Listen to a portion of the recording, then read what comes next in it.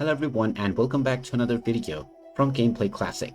In this video, I'm going to show you how to change and redefine your control settings within the God of War game.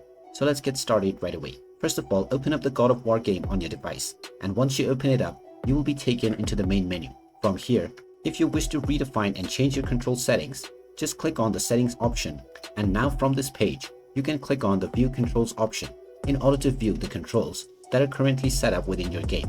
And you can click on change controls in order to change all of these. From the change control menu, you have various different options that you can redefine your control for. Just click on any parameter that you wish to edit, and you will now be asked to enter the new button that you wish to set this as. Just tap on whichever control you wish to set this button to, and it will now immediately be changed into the one that you just set. You may do this with all of these control settings, and after you are done, you can go back into your main menu and start enjoying your game, and you will notice that the settings that you have just entered for the controls have been applied right away. And there you have it. That is how easy it is to change the control settings and redefine it within the God of War game. If you find this video helpful, make sure you hit that like button and subscribe to our channel if you haven't done so already.